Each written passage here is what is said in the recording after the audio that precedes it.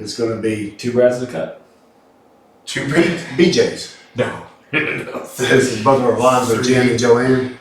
2 and 1. We're live. We might caught some of that dirty tongue before we just. So I got Brad 50 and Brad Barnes, two guys that can for sure fuck me up. Only two people I've ever done a podcast with that for sure could fuck me up. Agreed. Yeah, I'm not sad about it, but I know you kick hard as shit. I know you can choke everybody I've ever seen, but I didn't know that he trained with you and now he owns his own gym. Correct. Brad has been training with me for a couple of years. Yep. No, 2 years now. He came in and was doing jiu-jitsu with me, and then he decided he'd rather do Muay Thai, so we're doing Muay Thai and MMA. So he's like, I just want to stick to the Muay Thai side of it. And then from there, it became a situation where there's a need for Muay Thai gym, and they've already got a good background in other stuff. So I encourage them to make it happen. You know, I was like, you guys have got to. There's an audience out there. There's people that want to do it. Yeah. There's people that are not wanting to. They don't want to do the jiu-jitsu route. They don't want to do karate. They don't want to do taekwondo. You know, there's definitely a place for it. It's cool. It's a good sport for everybody. I think so. My son was doing it with you for a while in football. Yeah. Trust me, if I could pick him not to be in football, he'd be it. He liked it, but football's key. I get it.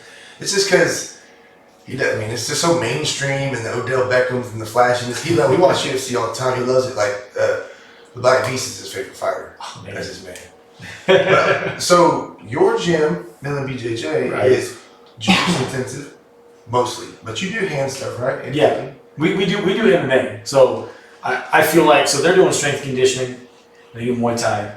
They do the nutrition side, everything like that. So they've got all that. Like what I'm doing is I'm concentrating on MMA, which is going to be, if you look where the curve is right now, just where the baseline curve for MMA, if you don't do wrestling, grappling as a base, or something to familiarize yourself with a lot, it doesn't matter how good a striker you are. Right. So like for every Israel Adesanya that's able to use the wrestling to get out there and be effective, there's Colby Covington's and Usman's and all these guys that can grapple and close distance and don't care about getting hit. So the ability to know how to put the fight where you want it or have the knowledge to prevent it from going there is what people need to be doing, not just like, oh, I'm going to be an MMA fighter. Right. And they just train boxing and kickboxing. Right. It doesn't make sense. Right.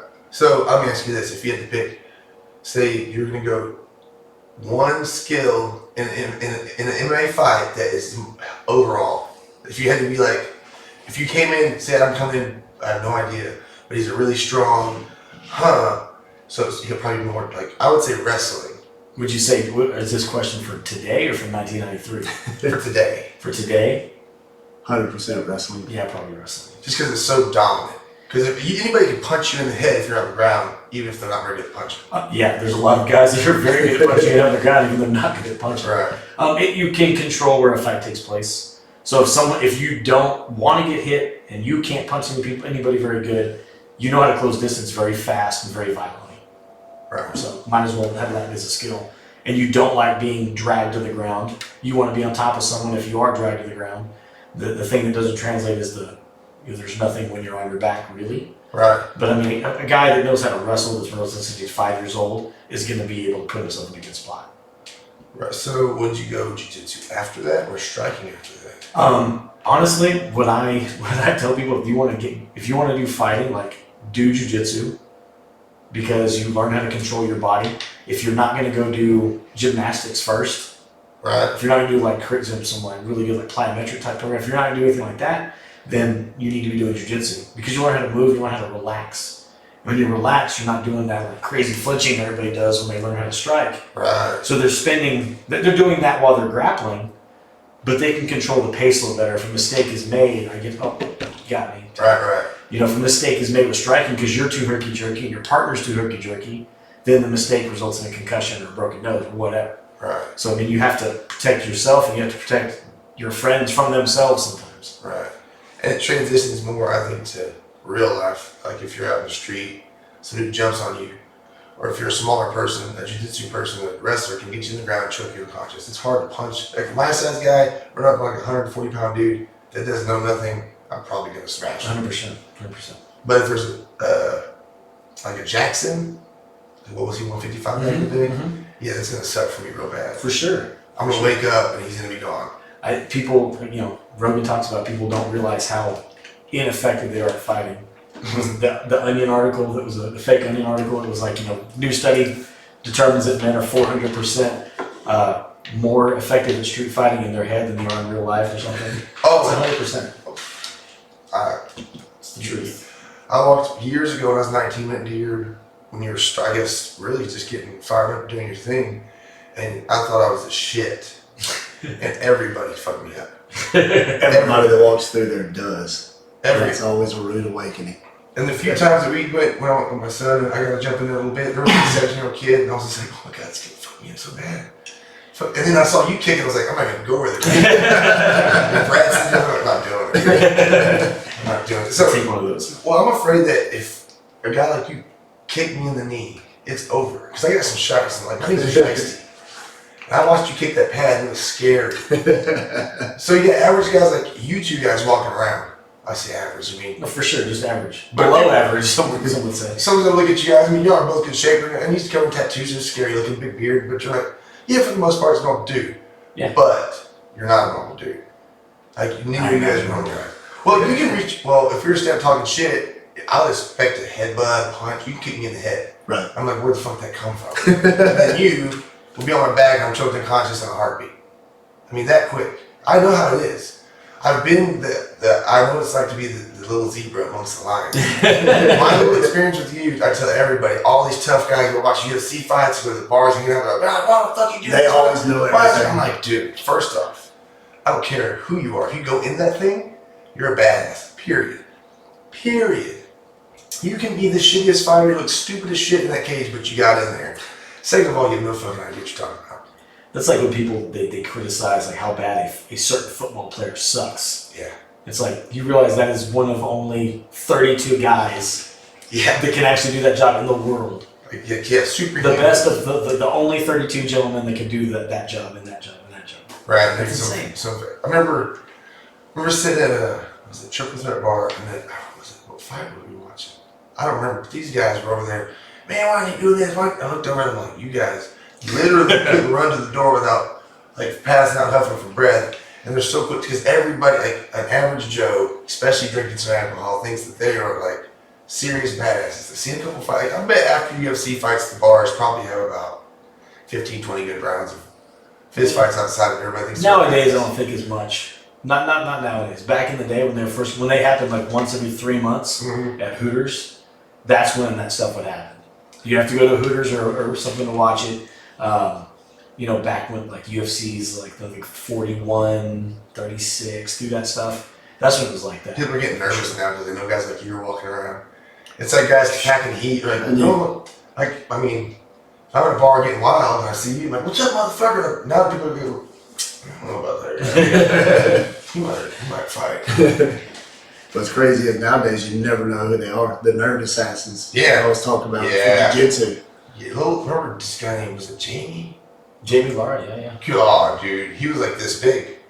He's He'd wrap you up like a pretzel, no problem. second degree jiu-jitsu black belt. Yeah, So, he doesn't train as much anymore just because family and work and everything else. But absolutely. Still kidding. But I always tell people, if you train jiu-jitsu, if you train Brazilian jiu-jitsu for 6 months, you've got a lifetime of head start on people, like knowing how to defend yourself, at least being like that combative kind of awareness, Right. understanding what I am really capable of, what I'm not capable of, and how to navigate through that.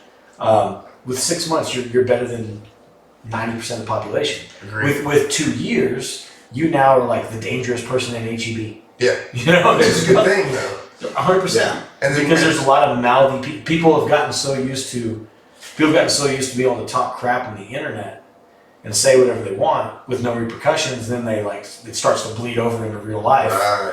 Like, hey, listen. Yeah, but most guys like you, most people are confident. I'm pretty confident. I'm confident amongst normal people. You guys aren't normal people. But I confidently know that I keep my mouth shut around people that aren't normal. Around anybody, really. I'm a nice guy. But so I feel like what confidence brings to me is like, I'm cool with everybody. I've never really met a badass that's like, bumping chest and trying to grind your 100%, shit. Like you're not, because you know You're not trying to prove anything. Well, and also I had the crap beat out of me so many times. Right. Like that's a people that there's definitely a healthy amount of like self-confidence you have to have and understand that you can take care of yourself. But you know, I also understand that if I go looking for something, it's there. Oh, you're gonna find it. 100%. And I've been choked out by 16-year-old kids taking my back and choking me or arm or whatever, and then it's just like there's always somebody better. It doesn't matter. Right. Where is this place I see you training on Instagram? Where's that gym at? This big. Which one? I don't know. This last weekend? Yeah. Oh, I was at Triton Fight Center in Tulsa, Oklahoma. That was sick. So my coach, who I'm affiliated now under, Pete Wilhelm, he's there in Broken Arrow right outside of Tulsa. And this weekend they had the end of the year banquet that they have with awards and stuff. And then the next day they had his coach, Master Renato Tavares. He's a 6th degree Brazilian Jiu-Jitsu black belt. He was born in 1968, so he's like 51. Yeah. Okay. Yep. I mean, And he murdered me this weekend. So he taught a seminar, and then Sophia McDermott taught a seminar. They butted up right with each other. They did an hour and a half, little break, an hour and a half. So we did a bunch of training stuff this weekend. So it was fun. how many degrees of black belts are there? There's a lot. Like 30 something. No, it's not like that. Like badass, they get to keep creating them. so, I mean, it's one of those things. Like once you get your black belt, then it's just like 3 years are up, you get the first degree. About 3 years are up, second. You're 3 just years. in there. And then As long as you're continuously well, training. yeah, but then it goes from like 3 years to 5 years to 7 years Right. to then like red belt. You have to be one of like the founders of jiu-jitsu. It's like no one's So gonna red be is- getting that anymore. The red's above black. Yeah, well, it's black and then black and red and white and red. Oh, okay. And red. It's like a coral stripe So belt. is Henzo a red belt? No, he's not a red belt right now, dude. I can't even keep up with who's what. It's Really? there's so much Really? stuff. Okay. At the end of the day, like all these guys, they've just been around. They're doing it. They love it. That's how you get better, just by staying immersed in it anyway. Right. Like you never backed off. I've never seen you like. I've always had like ups and downs with training, Right. injuries, and personal problems and things like that. But I mean, it's always there. I always go back It to was it. veer back to Yeah, and then it's one of those things like, well, I'll feel better if I do this. Right. Yeah. You know, like it's been huge for me with PTSD, and it's done eventually. Like when I needed in my life, when I needed to be competitive, Mm-hmm. it's been there for that. When I've needed it for just like a stress, decompression type tool, it's been there for that. And when it's there for me, like just getting fired up and playing around and having fun, like it's there for that. So I can kind of mold it to what I need. What got you going in it? Like, In jiu-jitsu? Yeah. How old are you now?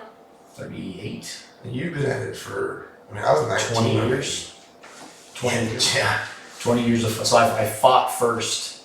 You got into it back when UFC wasn't even around. I mean, essentially, like. or- They were around, but they weren't good. Like it was on on TV like every 6 months if it was on, because it was illegal in most states. Yeah. And then like King of the Cage and Gladiator Challenge were the two big events, and then outside that was Rage in the Cage, and then of course Pride and UFC were the marquee ones. And you were fighting back then? Yeah. No shit. I fought in New Mexico, went to Pride rules.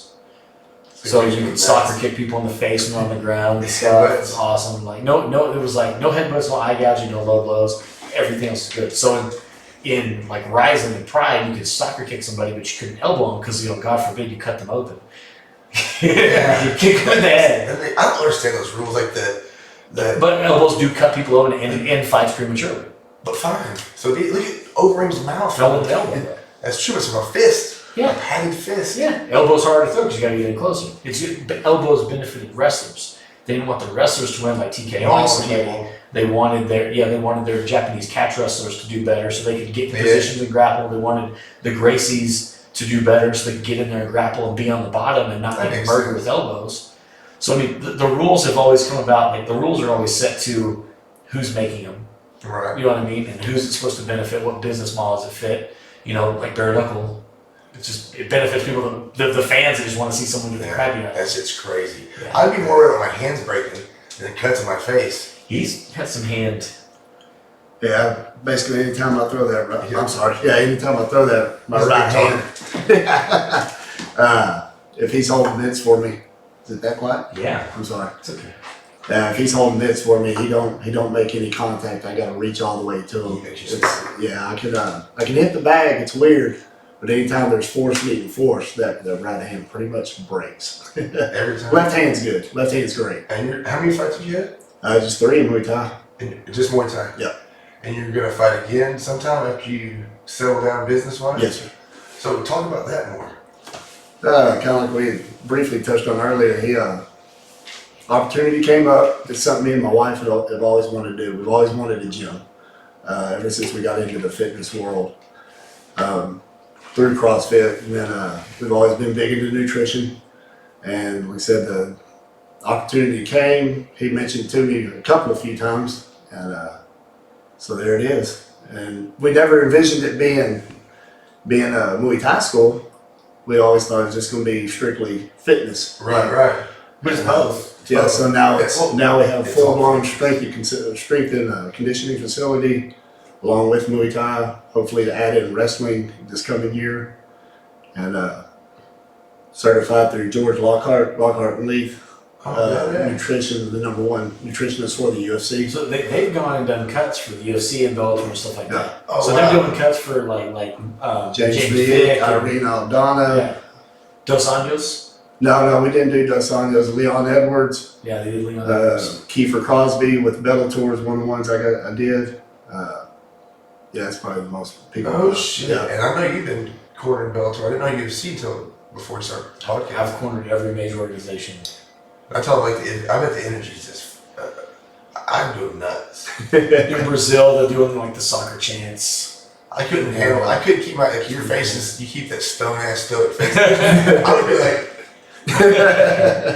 I was like that during the walkthrough in Japan because I came up watching, UFC was on, but we all wanted to watch Pride because like Vanderlei Silva Pride and Mark Kerr, serious. and Rampage was on there, and Ricardo Arona and Kazushi Sakuraba, like all And those everybody was on guys. steroids and Love it. Yeah. So that's what I wanted to watch. So for us, it was just like that was kind of the pinnacle. So when I went to Ryzen at the Saitama Super Arena, I'm like, oh, this is where I've always wanted to go. And they did the whole thing, the fire, pyrotechnics, the giant digital screens, because the walkouts, they're doing the big Japanese drums in the front. The dudes got their shirts off, like, it was awesome. It was awesome. And the best way, I'd be proud, like. Dude, I was when Mo was like, "You want to go to Japan?" I was like, "Yes, I do." Like, it was so awesome. Yeah. Also, you're 30. I'll be 38 in 38. 2 days. Yeah. Okay, so this isn't too crazy of a question. Let's just say, like, if a 34-year-old guy is kind of in shape, he's like wanting to fight, but not like he knows he's not going to be like a bucket listing. Yeah, maybe like every once in a while, I think some men just need to you just got to fight. Okay. You just gotta let that primal out. And maybe you do it too, maybe not much, but would that be a bad idea? No. It just depends on being. It depends on being realistic with your goals and understanding. Like, oh, I just want to do it just to do it. It's like, well, set some type of a goal besides just to do it. Because if you are doing something just to say you do it, there's cooler things than possibly taking brain trauma. Okay, let's just say.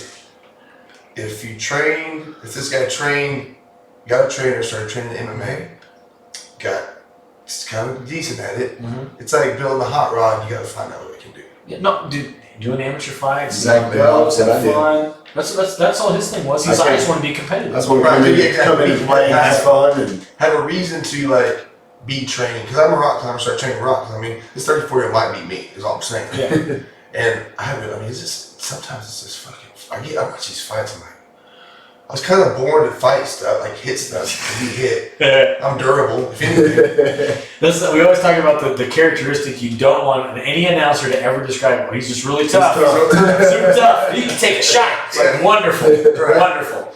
I have guys come into the gym that that's their hey, I should be able. I think I'll be able to fight in 6 months of training. I was like, well, what makes you say that? Well, I can take a shot. Congratulations, you're great. You get through 4 fights and then you're starting to. It's so stupid. Well, no, I think athletically I can move around. I can move like a little guy for kind of a big guy. Just decide what you want to do. Do a grappling competition. You can have 185. Do a grappling competition, see how that goes. Like, you don't have to take any head trauma. If it goes Right. good, because then you're like, oh, well, I'm competing, doing something that is in the same vein, Right. what I want to do. You're probably not going to be someone that wants to get underneath people and submit them. You're probably going to get on top of them and submit Right. them. So it translates to a fight. All right, now I'll do a kickboxing fight. Oh, now my stand-up is okay enough too. My grappling is okay. Now I can do one that combines them all and see how bad that sucks. That's a better idea than just, okay, gotcha. Diving right in. Well, yeah, I'm half retarded. I mean, listen, I have We're all guys that go off. out with no experience and they do an MMA fight and they do okay because like it's about game planning a lot.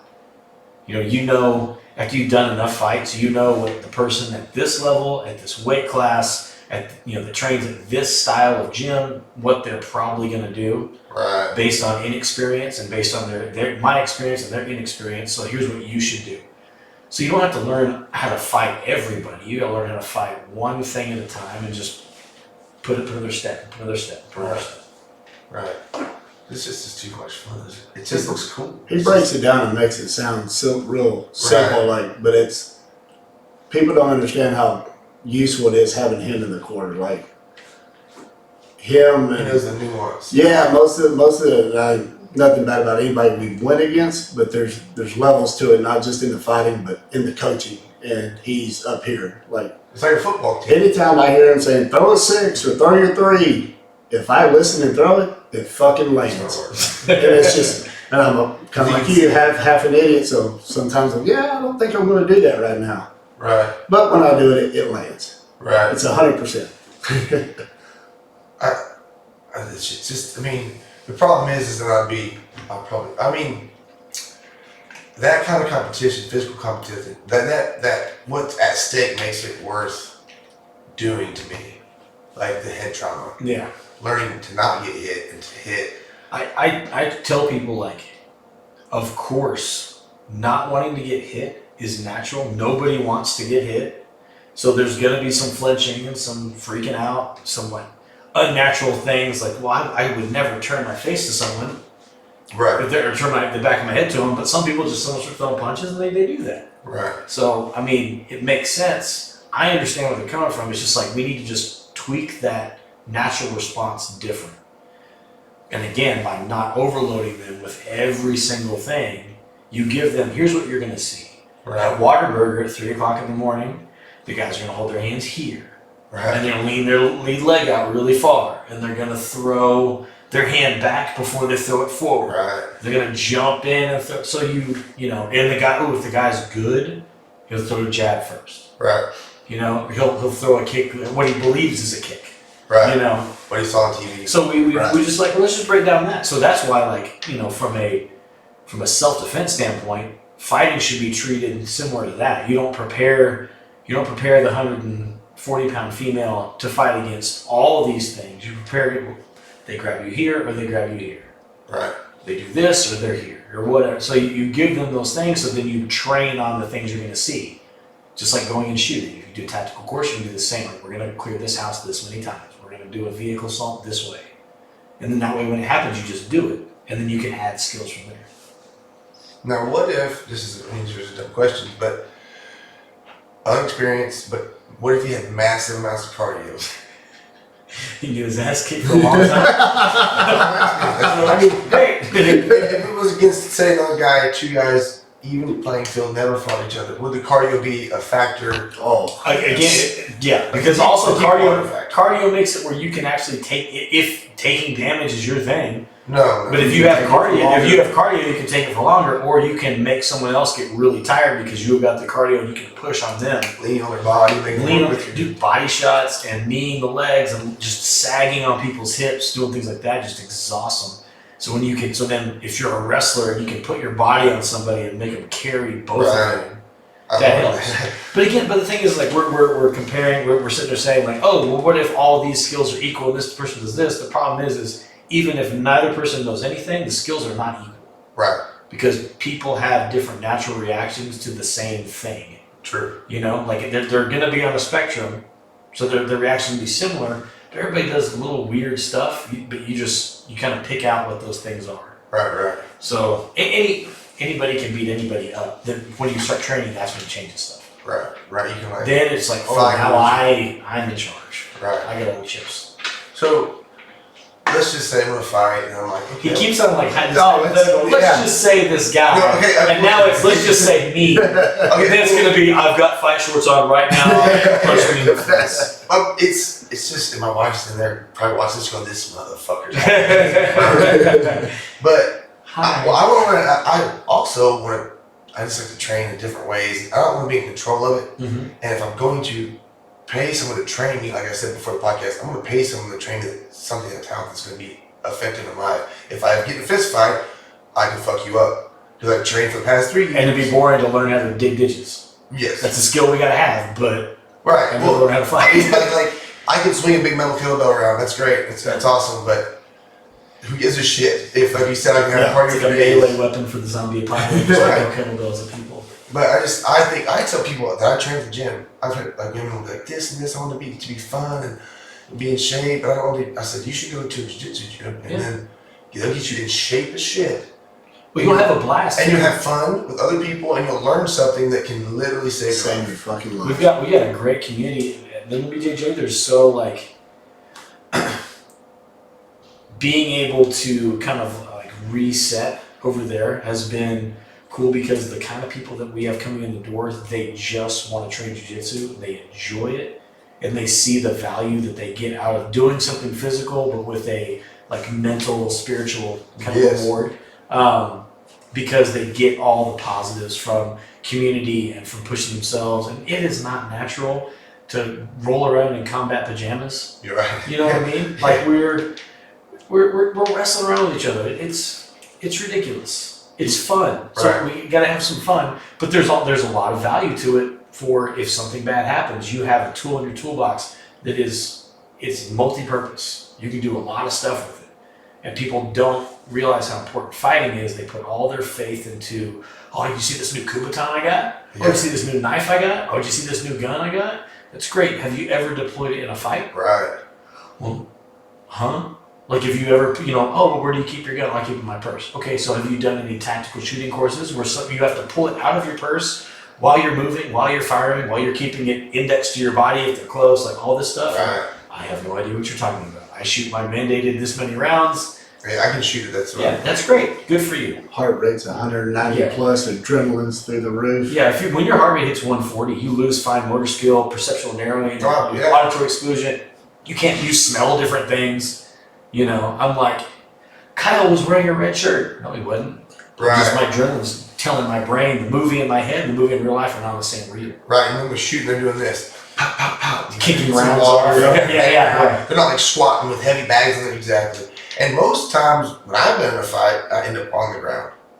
Most of them do. Not just in high school. Most of them are on the ground. And once you're on the ground, like I said earlier, you can be a 120-pound chick, but if you know how to roll, you're gonna jack me up.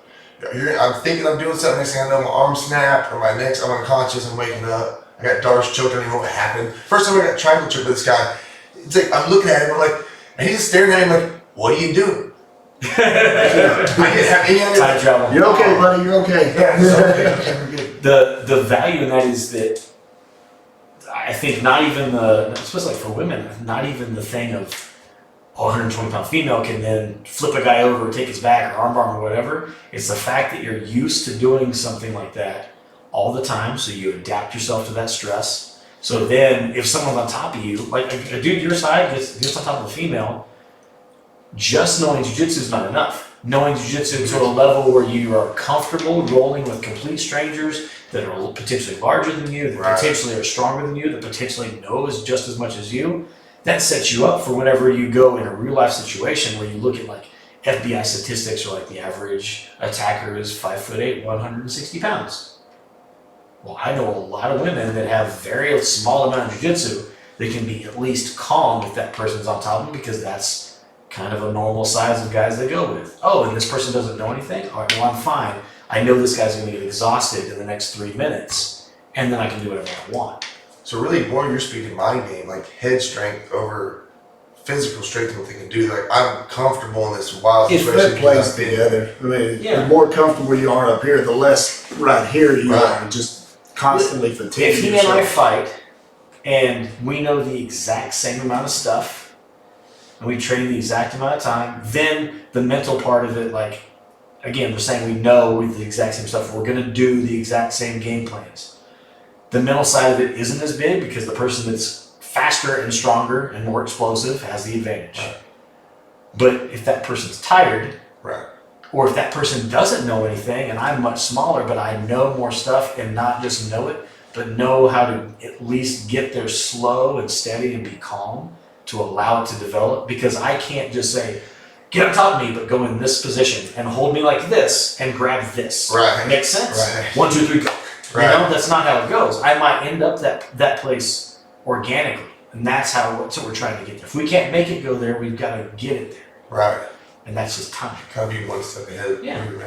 It's a lot. The mindset's a lot like my rock climbing. It's like rock climbing when things get Yeah, but tight. that's crazy. Yeah, it's That's bonkers. I'd be much rather have someone choking you, punching you in the face. Another, there's two things about rock climbing. If you do it the right way, the worst part is you fall, you get a little scared. And then you're like, everything's Everybody's fall. It starts like this, and then everybody swings, and they're like, woo, everything's great. But if you don't, you die because you don't have the right knots. But essentially, it's the same thing. When I get to a weird position or I get gripped, most of the time, the best thing I can do is go, okay, relax, calm yourself, power, and then you have to make a decision. Can I power through this move? Do I need to get technical and use my feet really well? But it's all in the headspace, like, I need to calm down, I'm okay, I've been here before, it's no big deal. He said he's only got 3 fights. When he is in training, same thing is happening. When he's in training, just like every other fighter, anything you see a person do on the fights on Saturday nights, Friday nights, whatever, anything you see them do and you go, oh, well, I can drop my hand when I throw my jab because Nate Diaz does it. Yeah. Okay, yeah, but when he's training, he doesn't do that. It's the stress and the aggression and the there's a sense of urgency to finish a fight, to cause damage, get them before they get me. So when all that stuff's going on, now all of a sudden, a good person that's able to keep their hands where they're supposed to be and cover up the right way and block and not flinch and not block out here. That gets people all the time. Is like, I'm blocking, but you're blocking away from your face. The air doesn't need protecting. This needs protecting. Right. And so he'll make those mistakes and he gets down on himself. I'm like, you've got 3 fights. You haven't broken that barrier where you're comfortable enough. But then he fights somebody that's got 1 fight, he's way more comfortable. If you fight somebody that's got 5 fights, one of them is going to be more comfortable. The person that gets the most reps all the time the right way is going to make the least amount of mistakes and get comfortable. Right. Hey, so going into the nutrition side, when you fight to cut weight, what are you doing? Like, obviously don't want to be dehydrated. Like, go into a fight just wasted. That shit is so crazy to me. The science behind keeping them feeling good but making weight. Because anybody can drop a ton of weight, but feeling good is a different thing. And then fighting, Making weight's gonna suck. I mean, it's not a fun process, period. But the rehydration deal is something Lockhart and Leaf came up with. It's several, not even that many, a few different ingredients. Everything goes off how much weight you cut, how much water you lost, everything. He's underselling this. They have these notebooks with all this complex math, and I'm just like, I have no idea. No idea. Because I don't know nutrition like you do, but I do the best I can to eat right and just be lean. But I know there's a lot that goes into making someone, okay, start off, I'm going to fight. I'm 218. I want to fight 205 like Brad's always told me. 185. Okay, that's what I would think. That's what I assume. How, and we got plenty of time. How do you get me there where I'm ready to bang? You actually wouldn't have to be that much lighter than you are right now. Yeah, That's what I was going to. How light do I? I mean, we're looking at 4 weeks. We could still get you to 185. And feel pretty good. Yeah. You feel perfectly fine. You're gonna be 185 for an hour, Right. and then you're gonna start rehydrating back up. We used to do it bro science way, where it was like you're basically putting someone on the last 2 or 3 weeks of their camp. You're putting them on a bodybuilding diet. Right. So then they would be ineffective. If they weren't good in the first round, the fight was going to suck. Yeah, they're done. So it was like better for the guys that were like, that's why you see a lot of guys back in the early days that were flabby, but at their weight, so you're like, oh man, that guy could fight lower weight class. Right. Yeah, but why cut the weight? Right, he's fighting so well. And so then it became like, let's cut as much weight as we possibly can. And then now it's kind of become, sometimes with law and contracts and everything else, but now it's become a thing where you kind of got this idea of if you're within 18 pounds, You're good. that's probably where you're going to go. You know, you're within 25 pounds right now, right? Oh yeah. That's where you're going to go. If you want to be like the stronger guy, to use all those skills, like, well, I'm pretty strong, I'm in good shape, that's where you use that. You would not go, oh, well, I'll just do 205. Because everybody else is coming at 250. Because the 205 guys are 230, and they're dropping that 205, and they're also taller than you. Right. You know. My next one's probably going to be 175. What are you weighing right now? 212, 213. That's about the same size. Yeah. Yeah, if I'm completely horrible, I'm 218, 222, somewhere in that range. That's all. And then, so within the day, you drop 12 pounds, 24 hours or so? That one would probably be a little bit more. We're probably looking closer to 14 to 15 for me. Go from 189, 190. Saunas, jogging. No Baths and wraps. 1,000 reps. Women typically respond good to a sauna. Men seem to respond better in a bathtub. Or just hot bath. Yeah, go ahead. No, you're good. You're good. Yeah, get them in the bathtub, crack a sweat, keep them in there for a little bit longer, and then it's a lot of hands-on after that. Is it Taking out miserable, like the sauna? It's miserable because you haven't been eating and drinking. Mhm. That's why it's miserable. Because you're like, I don't want to. And it's gotten better. Even the more that me and my wife have done, we've adopted the nickname the fight parents from one of the guys because we baby the guys. Right. But They probably need it. we're starting to baby them a little bit more than we used to. I'd cut out their food a little bit earlier in the water a little bit earlier just because I wanted to make sure they made weight. Right. As we're getting further along, we'll still, some of them can even eat up until 8, 9 o'clock the night before they start cutting the weight. Because we typically start them at nighttime. It's kind of the way, with most of our guys we've done. If they're weighing in on Friday, we'll do a bath and some wraps, 10 o'clock, 11 o'clock that night, and then wake up the next morning and finish it off. It's one of those deals, and like the fight parents thing. Listen, people around here have no idea how spoiled they are. Okay, there's a bunch of great places to do jiu-jitsu. There's a bunch of great people that have a lot of experience in MMA, and there's a lot of guys here. I say a lot of. There's very few people around here that do the nutrition the right way. Right. Okay, but no matter what, like all these people get this stuff, and we did not have it. Right. So we learned by making mistakes. We learned how to spar by beating the crap out of each other and causing long-term problems. We learned how to do jiu-jitsu by doing it wrong and then having long-term bad mistakes or bad habits. We learned how to cut weight by doing it wrong, and then people would lose because they get exhausted.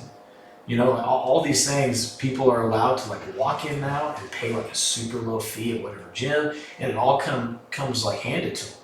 Yeah. Whatever it is they're looking for. And that's every gym here. So I mean, people are really cool. They get to have. There's really good like karate places around here. People have access to a lot of good stuff now that you had to go out and you also had to weed through all the BS. Right. You had to feel like the guys like, oh yeah, I'm a Valley Tudo guy. I trained with this guy and this guy. There was no Google. Yeah, you couldn't Google stuff like that, and people didn't really know. So you would take people's word for it, and they would turn out being a hack or whatever. Or there was guys like, oh, we'll teach you how to kick, and they'd be at a karate place, and you'd like grab a hold of them and drag them down to the ground, and they'd get pissed and make you leave. Right. Or they would try to kick your face off, knowing you didn't know anything about it, and you were there to learn. So it was Wild West stuff. Right. It's all the old stories you hear about. You've hit the Just road. they've already done it. Oh, the It's bulldozers. yeah. Essentially. And you get guys like this now, they're like, I want to fight. You get me ready for the fight, and then you get me the weight. That's all I have to do is listen to you two guys. Are we done? That's cool. And that's That's it. it. Done. That's it. Done. So you would never suggest coming in like, I want to fight 185, right? Whatever. 190 is a terrible. Don't walk around with that. That's a terrible idea. You can't. But if you wanted to, but There's a lot of guys that can do that, but they are so skilled, and their game is built around like pushing pace, and they have some X factor physically, whether it's cardio or it's the fact that they hit super hard, but they're also very quick. They move around well, or they fight taller people better. Right. There's a lot of guys. Dan Henderson, we should never have fought at 205. He held 205 belt in like every organization. You know what I mean? He had to gain weight to make the the minimum for heavyweight so he could fight Fedor. 201. No, he had to fight. It was 20. He had to weigh 207. He fought Fedor, beat him, but he had to weigh 207 to fight Fedor. He had to put on like 8 pounds. Like King Mo was knocking out heavyweights and beating heavyweights. They were 250 pounds, and he was like 207, Right. 211. Oh, I'll fight 205. Well, he was walking around 207. But he's a freak. Yeah. He Deontay Wilder, like a 205, and they can just crack. He was 209 when he fought Fury. Yeah. It's just so there's those physical specimens out Those there, are like, but you want to have some. If you can't have those advantages naturally, then you want to naturally gain them. just for the power. Yeah. That's what you're wanting for Yeah. the power. And I'm just so you wake up the next day, eat some food, drink some water, and just go fight. Pancakes. Oh, fried. no. Oh yeah. No, we get you weigh in. We do all our numbers, figure out how many rehydration shakes or whatever you're going to need. You go through the time that we allot you for each one of those. Certain amount of time to drink them, certain amount of time in between each one. Typically about an hour after you finish the last shake, you can start snacking, get your first meal. And pretty much we break it down to how many carbs we need to replenish you with, how much protein to replenish you with.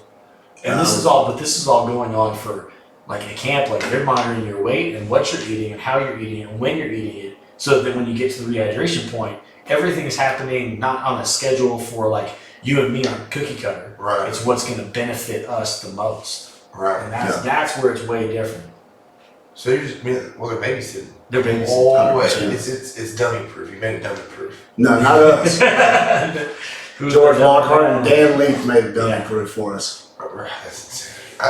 I want to fight just to figure it out. I want to just go through something like that to see what it's like to go through that whole experience, that kind of training. At 185, you know what? How shredded I would be at 185 for like one day. I'd be looking For one day. great. After that, you'd be like a little smoother. But you but take you'd be so many fat. pictures going down in the elevator. Because it's got great lighting. You take pictures in the elevator because everything's I don't know overhead. what any of this is. It's phenomenal. I don't know what any of this. I don't know what any of this taking pictures of abs is like. What is this? So everybody at 185 is walking about 205, 210-ish. At least. Give or take. So these guys like Nate Diaz, and they're coming in at they're 220 maybe then? I mean, they're 170 or something. 190, 120, or 200. They Yeah. look tall. Dude, there's some 155ers that have walked around 210. I bet they fight shit though. Oh, they for sure Dog do. shit. I'm going to be a little bit off on this, but I want to say Well, how much did James Vick to 155? I don't know what it's. Yes. Yeah. He's a giant human. What's the most weight you've seen cut in one cut? Like the most ever, I guess, in one day would be? And the whole bathtub session to the wrap, which would be across 2 days, 21 pounds. And dude, Yeah, we're talking. fight My wife and I have everybody. been legitimately doing this for what, a year, Yeah. no, about a year and a half now, give or take. Me and my wife have been into it, but Dan Leith, the guy who Well, he's done part of McGregor. do what? He's done McGregor, right? That Who? whole straight glass gym. George? Yeah. Yeah. Is that when he got them all? Yeah. They And able to fight. Yeah, when, oh yeah. when Dan was his first amateur fight, I think he cut to 155, but it was right from 200 to Oh my 155. God. And both the guys were 0-0. You know, so he had a background in wrestling, rehydrated him up. He balled back in the cage 195, 190. And I'm not Like butchering. Jordan just showed I'm up. not butchering the story. I know I'm off a little bit, but it was just some ridiculous cut. He walked in, they were hurt. The other guy was like, "What the fuck?" What the fuck am I Right, fighting? so- You know? Well, yeah, I guess I can see that though. I guess if you got enough hydration, 18, 20 hours ahead of a fight. How much time you had before they fight? About 36 hours. Oh Yeah, yeah, it that's was enough. heavy. That's Yeah. enough. If they didn't, About 36. so 205. That's not bad. You could do that. Mhm. That shit sounds so fun. Is that retarded to think that's fun? I know you guys. Yes. Yeah. Yes, it is. I know you, Stupid. you got, well, I like physical, like just that sounds tough. 185, woo, that's a. No, he's sitting there telling me back when he was like 40 pounds heavier, he was like, I'm going to fight at 85. And I was like, have fun with that. You're an idiot. Like, don't do it. No, Yeah, no, 205. Oh, okay, whatever. I mean, we had a guy. I mean, we've. That's the cool thing with training is even if you don't want to fight, at the very least, you know, like if you go through the programming, you know you can lose weight, set some goals, do some stuff. You know, Sean's a a prime perfect example. example. Sean. So we have two guys that are really like kind of opposite with how they came in. Sean Robertson came in and he was like 280 pounds. Mm-hmm. Played college football at Lamar. He was like 280 pounds. Like what was 6'2"? Like right. 6'3", maybe a little bit higher than me, maybe. He's a big old boy. Yeah. But he comes in with a buddy to train with me. The buddy ends up quitting, but Sean keeps training. And then Sean has his first fight. He did at a cruiserweight, so 222 pounds. Whoa! And he was so he already lost almost 60 pounds. And then his next full MMA fight. It was a Muay Thai fight. Okay. Muay Thai. And that's then scary. I mean, more they seem scarier than the MMA fight. Yeah, it can be ruthless. Yeah, it's pretty nasty. But after that, he fought at 205. He fought at 185. 285. So he's lost 100 pounds. So he's maintained where he's about 215, and he fights at 205. But he's like always working out, always training. Like to him, like the dieting and all the conditioning stuff. It's a way of life. Yeah, he's just been regimented also from football that he needed something to put him back into that mindset. Right. Then we got Alan. Alan prescribes to my dieting program, which is like, ooh, tacos. You know, sounds amazing. Right. Let's do that. Sure you might eat tacos. Yeah, for sure. So Alan's got ultimate dad bod. He's Alan Supreme Burrito. But he's an amazing cook. He runs a taco truck here. Oh, that's badass. Does a charcuterie taco truck. We have them at the gym like the last Sunday of every month. But he comes in and says, "Hey, I want to fight. I'm gonna fight." I'm like, "Train. You're not fighting. Like he was like 200 pounds. You know, it's not gonna happen." And now he fights at 145. Yep. And he got there like he's able to push and he's able to go. What does he walk around at? 170. Yeah, He not anymore. Punk ass will balloon right back up to 170 every damn time. Right now, this last one we were just getting him ready for another fight. This guy ended up pulling, and this is the best he's ever started out. And if I remember right, it was 164 or something like that. So he didn't break the 170 mark in the off season this time. But I mean, he's gotten way stronger. Like there's the way everything works is the dad bod is rapidly. His body composition is changing. Him at 164 now is not what him at 164 was 8 months ago. Yeah. So I had a hard time. I was trying to lose weight, just lose weight. I had to stop lifting weights for a while. I couldn't. I felt like I was at like 7% body fat. I was like, you need to lose more poundage, but I couldn't do it for rock climbing purposes. Yeah. I just stopped lifting weights. How do you compensate for that? Hey, you don't lift much weights, do you? I don't lift weights. What? Not ever. Nothing. You think they can benefit? Fighters can benefit from 100%. Oh, they all follow. You just don't. Every one of our guys follow our strength and conditioning program at our gym. So kettlebells, plyometrics, heavy squats. I mean, I'm a fan of lifting weights. Yeah. Okay. My thing is like when I do stuff with medicine balls and kettlebells and movement, like things that are based around what it is I'm doing. Like they ran me through stuff like farmer's walks and isometric pushes against a wall. Like I'm trying to move this wall. It's not going anywhere, but I'm working that same type of grip strength, longer duration, because jiu-jitsu match, you're not getting a break every 2 minutes or whatever, especially at his level. Right. So it helps a ton. Yeah, we cater to whatever the fight is. I mean, if it's 3 rounds, if it's 5 rounds, if it's 2 minute rounds, if it's 5 minute rounds. It's always based around what they're getting ready to do. So if you see was it 3 5s usually? As an amateur level. Yeah, as an amateur, like 3 3s. If it's Muay Thai, it's 3 2s. Wow. Those are scary. And with 2 minutes in between, right? That's only in Texas. I hadn't received that yet, but that Oklahoma sounds great. You get 2 minutes and then 1 minute break. Texas, in amateur Muay Thai, Texas is 2 minutes in, 2 minutes out. That's a fresh fight. Dude, every round's a new fight. I think that's why they're doing that. Since it's Muay Thai, they just go out there and murder each other's faces. Yes. See, you say go jiu-jitsu match first. I get that. Yeah. And then he said go Muay Thai next. I'd rather just go MMA. At least I can or do kickboxing. Yeah. There's no elbows. You can't do like reinforced knees. You're throwing kicks. It's more like K1 style, glory style. I mean, the biggest thing is to get competition experience. Right. Because if you don't have it, you're not going to be able to fight. Again, the more stressed you get, the less comfortable you're going to get. Right. So you have to find ways to get more comfortable. So you're training. Let's say it's a fight, guys. Going through. This guy's already said stuff. Not me. like, This is just a 3-round fight. Are you training these guys for 6? No, That's too much. Yeah. We want them to be able to just push the pace the entire fight.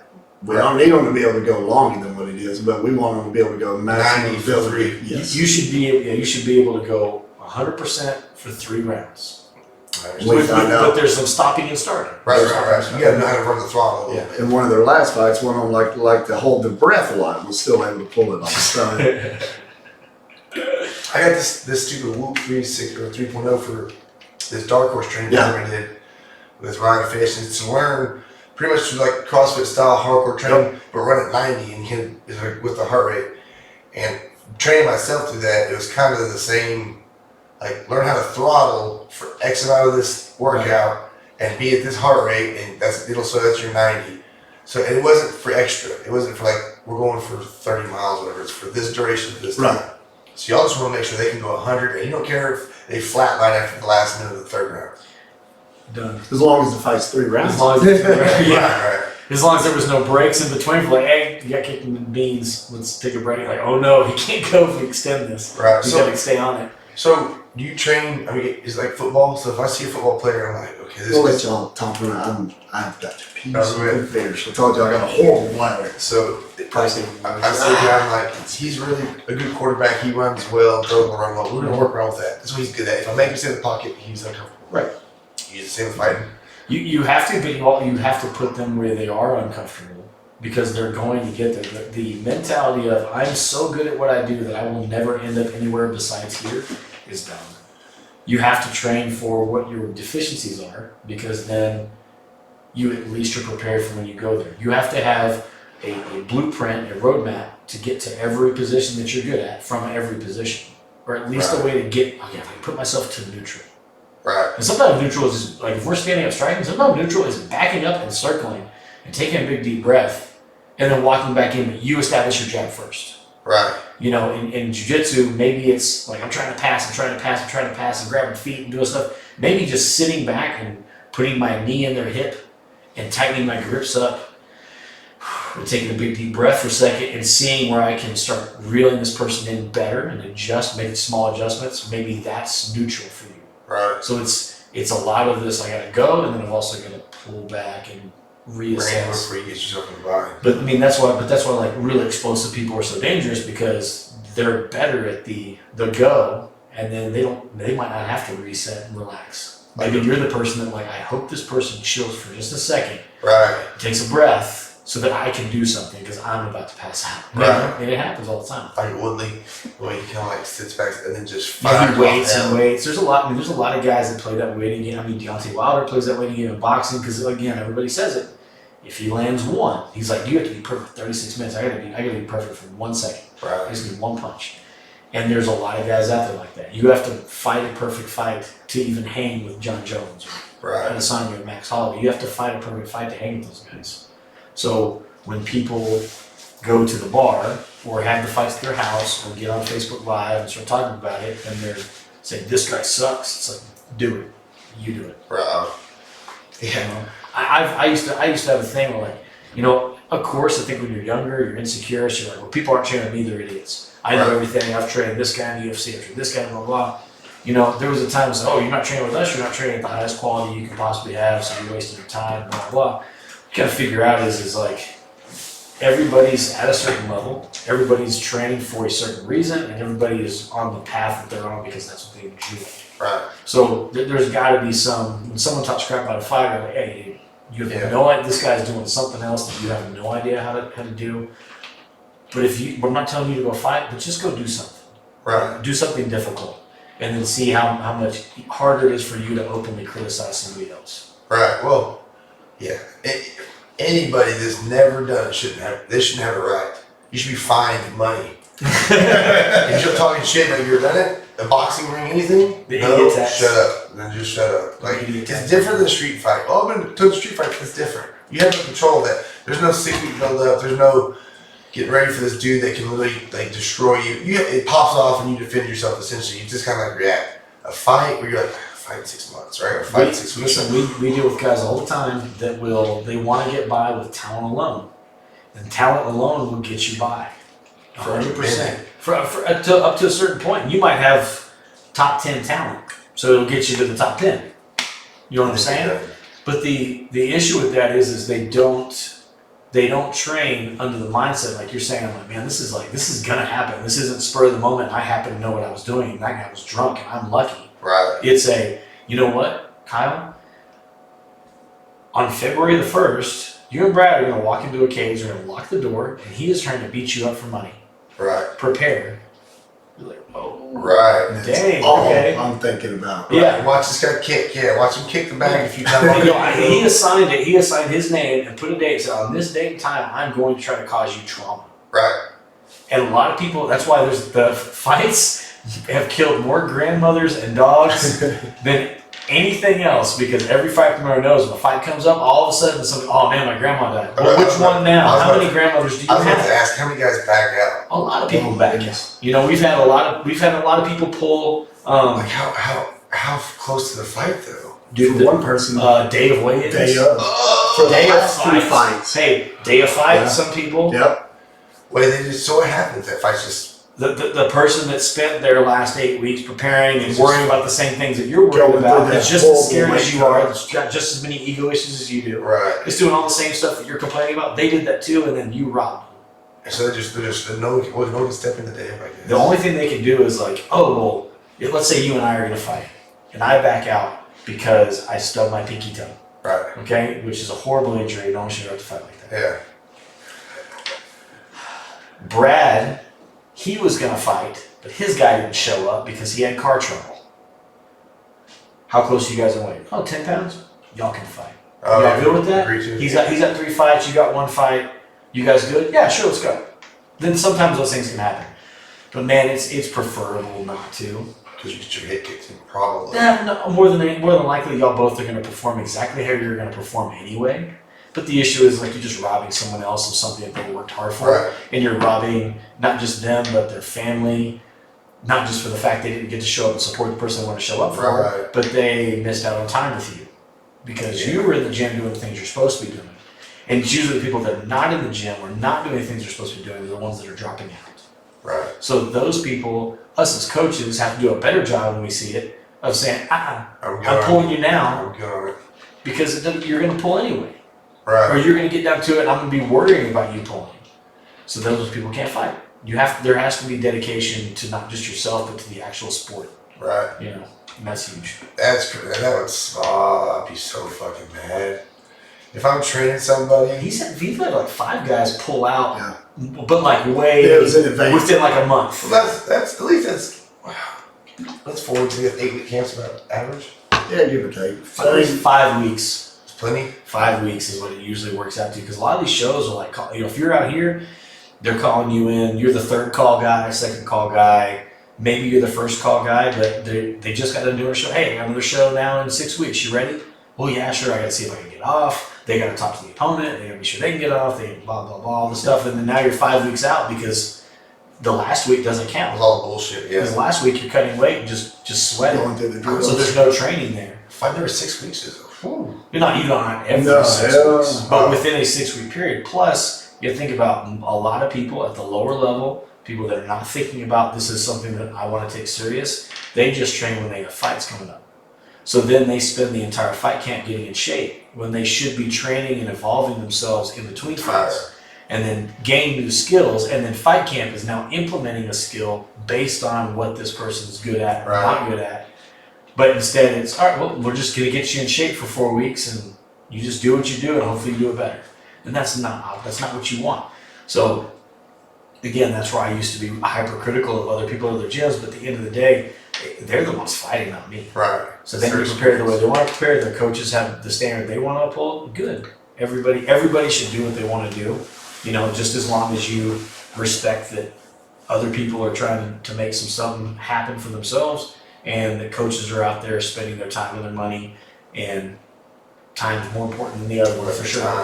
And just respect everybody around, everybody get along. Yeah, whoever's listening, if you sign up for a fight, fucking at least show up for them. Don't show up for training, but show up for the fight. Yeah, but don't show up for training, just show up to fight. That should be a hoot. Yeah, well, I mean, if you don't, I don't feel like going, but I got a fight in 6 weeks, but I just tell you, Brad, I'll be there, buddy. Yeah. I might look like shit. Yeah, then I would say, well, don't worry about it. Right. We're fighting. That's what I should say. Yeah. I haven't been able to train for last week because of this. Well, I'm sorry. Sucks. Yeah, we know. Doing it for your benefit, not for mine. And there's a lot that goes with fighting. Like, that's a lot of time. Like, if you're training for a fight, how many hours a day would you want a guy in there that has a full-time job, like a regular person that you see most of the time? 3 hours, It's a lot. but not even all in a row most of the time. You can't do it every day like that. It just doesn't work. Like there's a point of diminishing returns on it.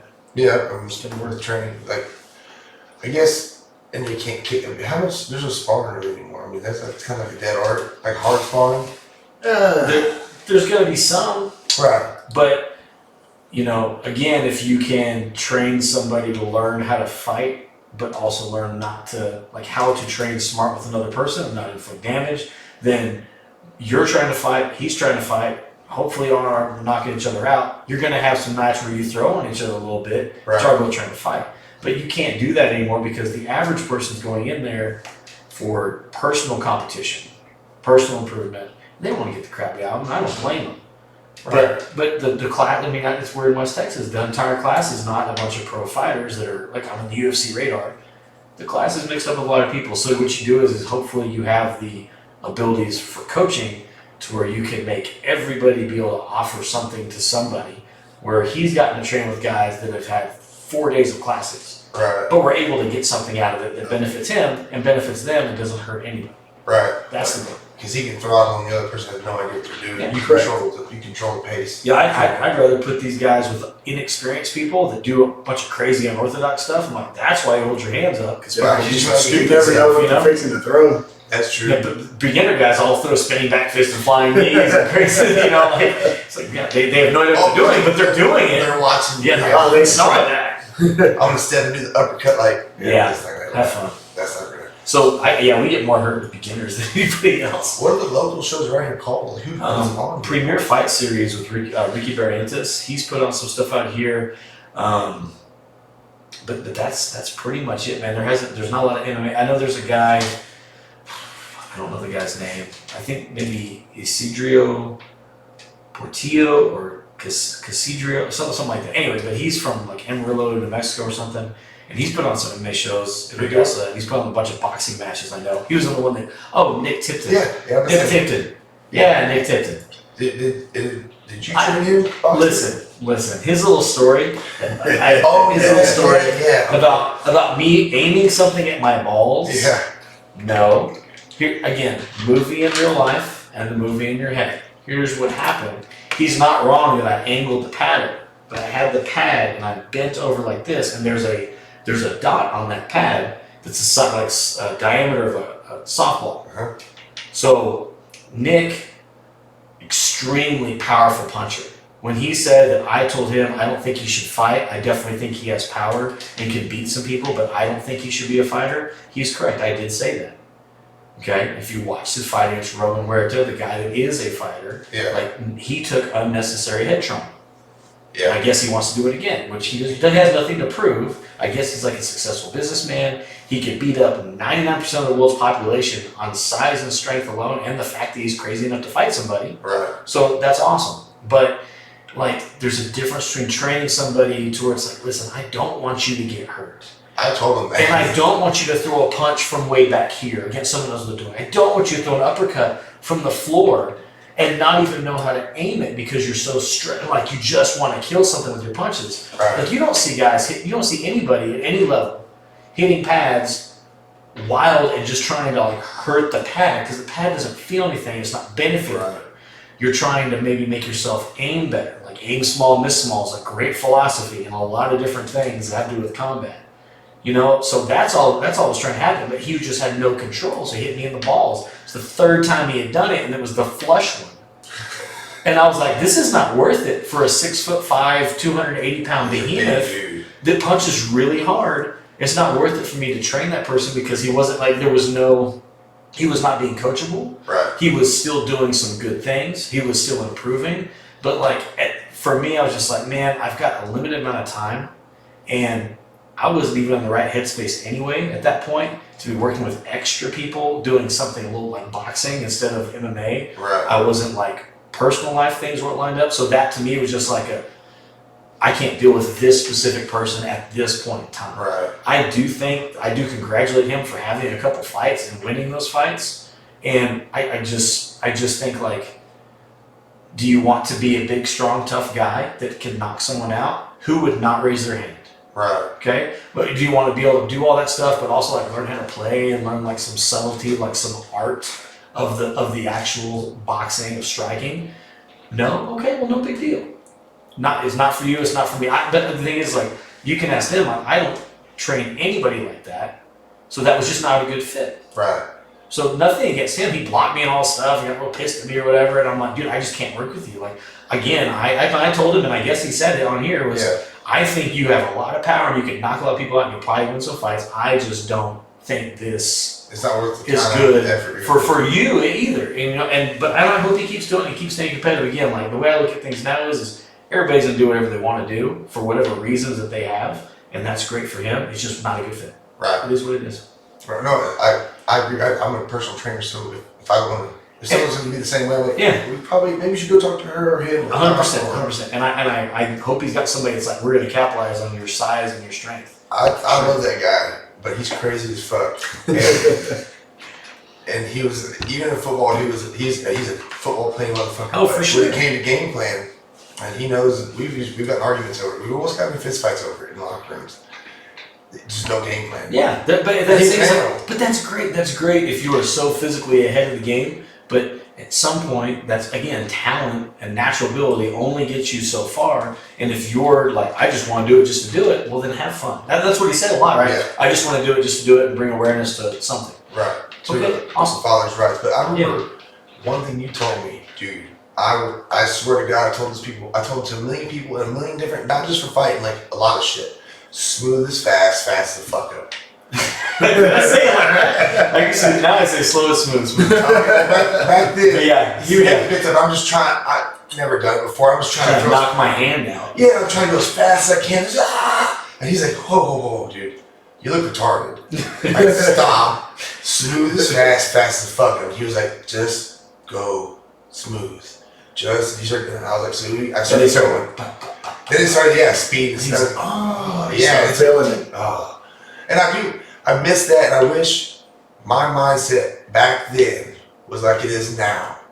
Because I think if I wasn't half retarded, I could have. Yes. I mean, I was young enough at the time. And very physically talented. He looked like he had like long kind of curly hair. He looked like a 16-year-old Frank Mir.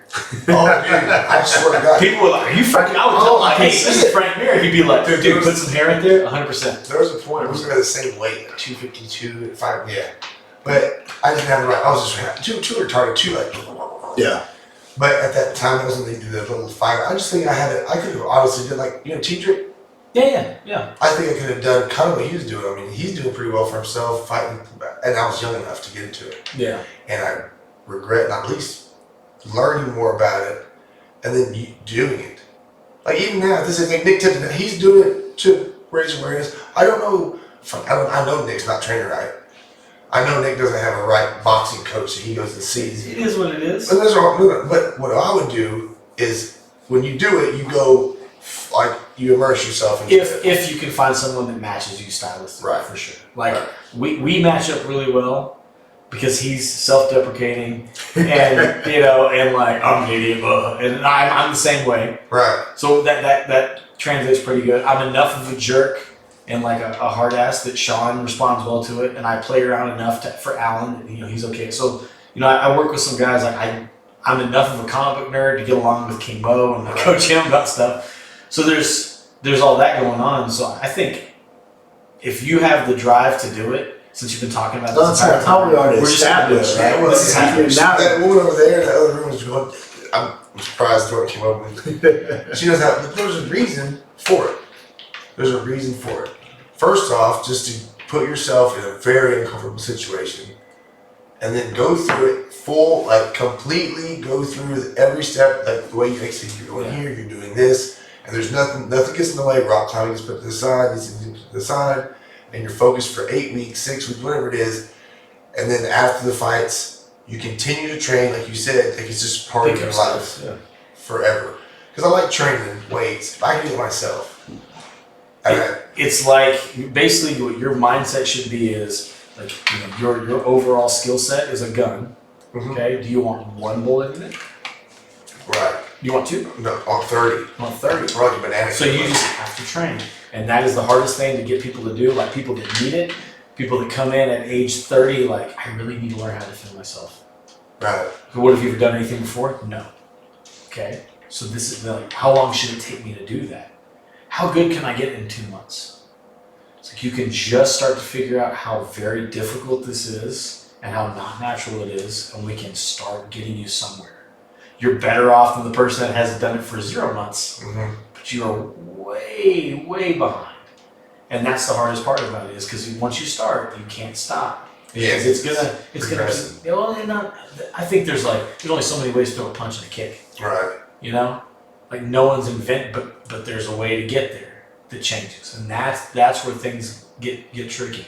There's always these new, I say new, it's the same stuff, but there's always new emphasis on different things with footwork and head movement and setup punches. Right. You know, and like this guard is now different than this guard, which is different than, you know. There's more options to figure things out. And each one leads you to a different path to still punch someone. There's only one way to throw the punch. Right. There's a couple ways. I'll tell you right now, I still fight exactly the same way King Damage, like the way he did me. I don't know. It was the best. My fighting career went from 7th, 8th grade. I fought all the time. I whooping ass in high school. My fighting career in 7th. Wait, when you're fighting, I was just fighting. Like, I was just fighting, getting my ass in, and I was whooping ass, and then it ended right there with you. So I was pretty much the best I ever was. I was like, I'm just stick with that. I'm like, stick with that, and we'll just run with it until. But at some point, I'm like, for years, that's my wife. She's told me, "Go fuck yourself."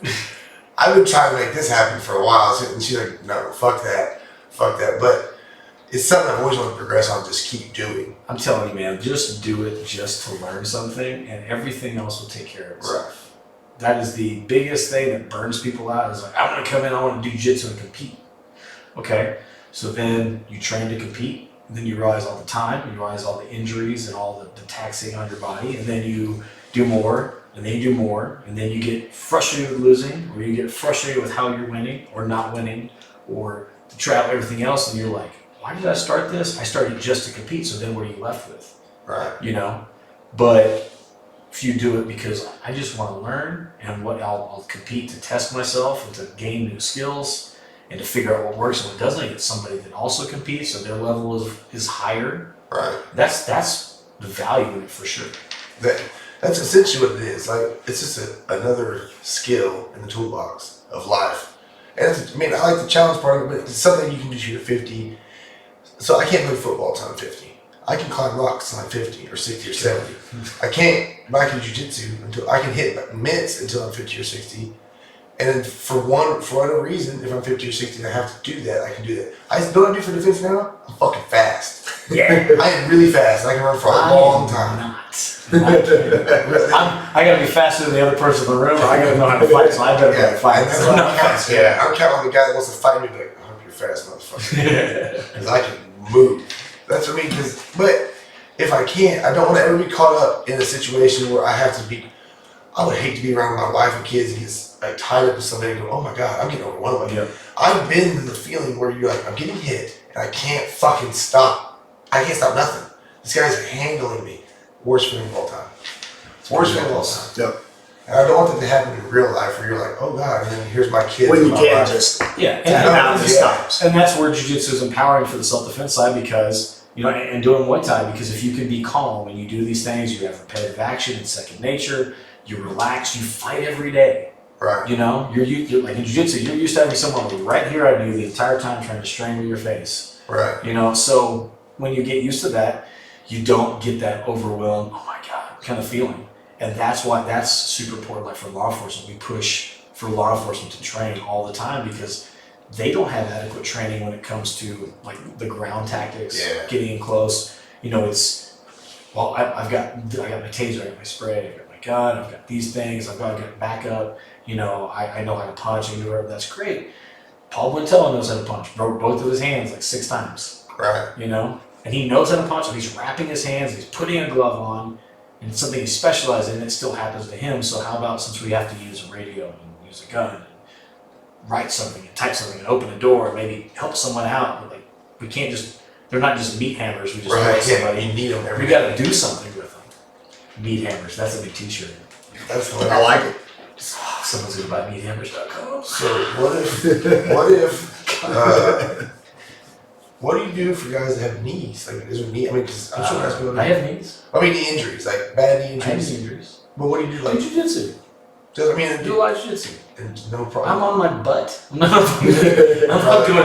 doing the Simpsons. I step into my guard and beat your dude. You know, like if you have knee problems, there's always things. That's the cool thing about fighting is there's a lot of different ways again to get there. Everything's the same.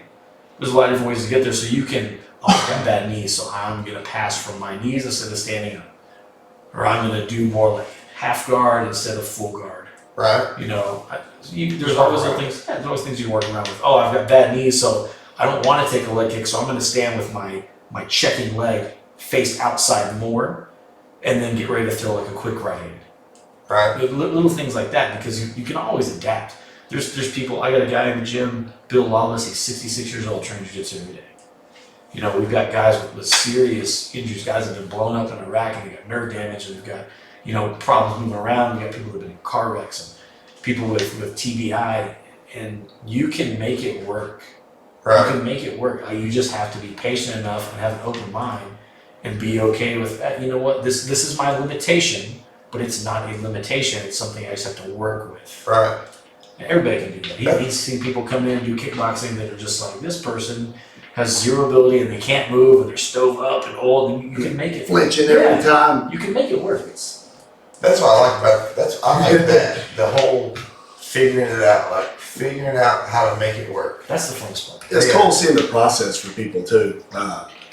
You know, like I said, the flinching every time, every little punch or every little feint is thrown at them, and then they start getting more comfortable, and you see that person slowly, and everything stays here, you know. Right. But they start covering up properly. It's cool seeing the process. One of the coolest things I ever did is when you taught me, like, all those guys were monsters that I was trying to fight. Like, Big T was huge. Yeah. Is learning how to slip a jab, step inside a giant person's arms, and like it working. Follow the jab in, body lock. It was a Create crazy. the legs, stomp on the feet. That stuff was just a cool feeling, and to like have that if you went every day or however many times people go a week, 3 or 4 times, like you said, you're dialed in all the time. Your oil's dialed in, so when it happens, you're like, oh. Well, a really cool thing that a guy got an award at the Triton dinner that I was at in Tulsa. He got an award for attendance, and they gave him like a big cash prize for attending the most classes in the year, which is awesome. That's really cool, awesome incentive. But what he said was the coolest incentive. Yes, there's people that they can only train twice a week, 3 times a week, or once a week, or 1 week they don't get trained at all, but the other week they make up, they have 4 or 5 classes. However many classes you make, that's great for you, and you should try to get as many as you possibly can, because you can never predict what class is the class that something clicks. Right. So go to class. You never know what that day is going to be, and maybe you miss that opportunity. It doesn't happen for 6 more months, and then you hear something said about a technique or a movement or a position. You're like, oh, that makes so much sense. Right. And then people are like, yeah, man, when I heard that last year, you're like, oh, I missed it, you know? Right. That's true. That's the difference. That's 100% true. Like, it's kind of off, but I'm BMX forever. Trying to learn bar spins. Couldn't do it forever. Watched a how-to video. How gay is that? Especially if it's late. But the dude said, what did he say? The way he said, snap the bars and leave the front tire up. It just like clicked in my head when I got to the part of the back. Yeah, There got it it. is. I was like, boom, oh, there it is. That is I know that I used to frustrate my coach with it, or everybody would frustrate my coach. Whether it's my kickboxing coach, Mike Altman, my jiu-jitsu coach, prior to Pete, every single coach, and I go through it all the time, is you say something all the time, but your student gets tone deaf to it. Right. Because you say it all the time, the same way. You're not telling the wrong information. You're not even leaving out information. Everything is perfect. Then Brad says it the way Brad says it, and it might be the tone of voice or the inflection with the same words, or he might like you're kicking him in the face, and like the way he says that, you're like, oh, that makes so much sense. Right. Some people speak meathead. Yeah. So I mean, he says like, what you ought to do.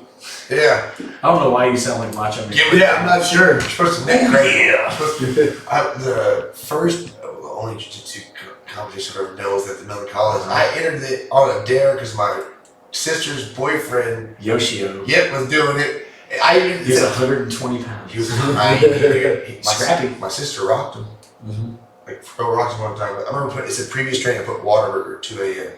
I didn't know what I was doing. I got second place, I think. And then He just football tackler, like trainer, like Held school bully. I just did like neck crank, not even choke. And I remember I won the last one because the guy should have beat me. He had way more experience, but I just overpowered him. I'm just cranking his jaw. I'm not breathing. I'm about to pass out. And he taps. As soon as they let me up, I swear to God, I had a hard time standing. I was like, and he was like, hey man, you're pretty big and you're pretty physical. If you just kind of knew what you're doing, like right there, you should have been breathing.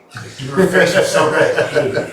He's like, come train. Shoot, this cool trick. Yeah, this would be pretty badass. And who was that big, tall LeBron James looking dude that would come in every once in a while that kicked me in the fucking head from like across the gym? Maurice Jackson. He went on to fight in the cage, Glory a bunch.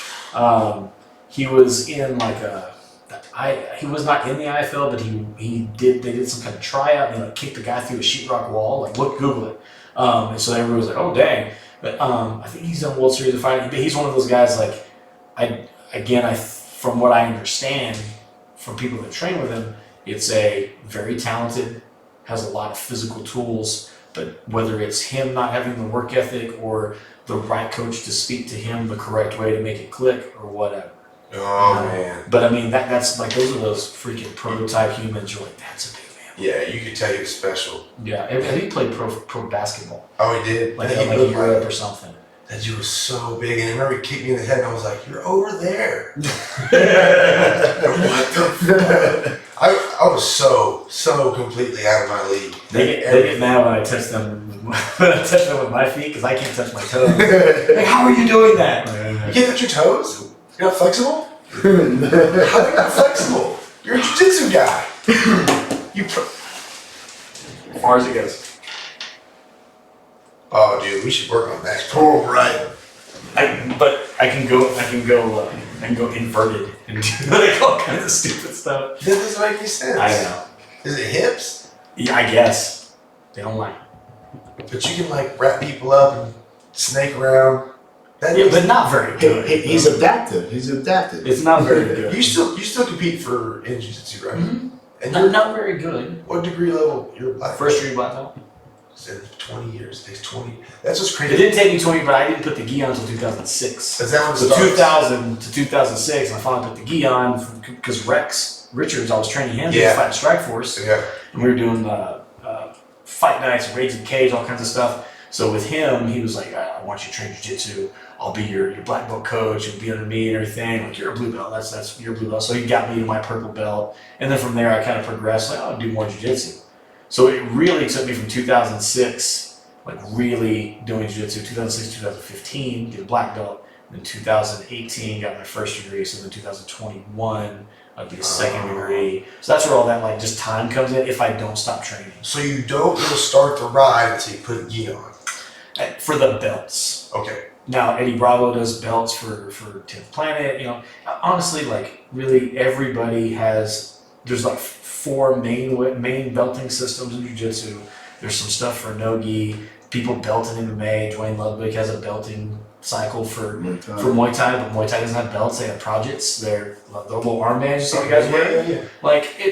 Fighting is fighting. Everyone has their own little methodology and the reasons why. It takes this long to get this belt because under me I want this. They all have validity and they all have value. I used to criticize people for they're paying for their belts over there, blah blah. At the end of the day, were they attending class? Right. Are they learning something? Through that Were person. they out drinking themselves under a table, doing drugs, and being an idiot? No. Right.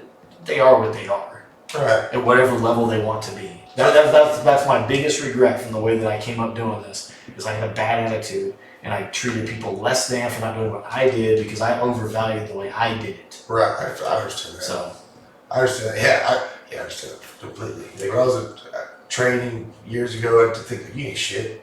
You're not doing what I'm doing. You're probably not shit. Now I'm like, no, you're just an asshole. You're just an asshole. It happens. It happens for sure. So there's like but there are. So let's say I go to the gym, yada yada, gym over here, and I'm a black belt all of a sudden.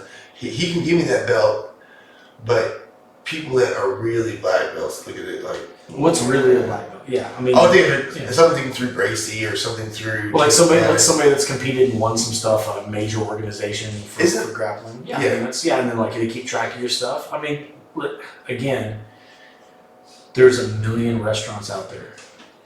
Every restaurant makes different food or the same thing basically, Right. and they just do it their own way in their own environment, and they get whatever out of it. You know, I'm fortunate enough to have a competition background. I've gotten my belt under a coach that's world renowned for competition.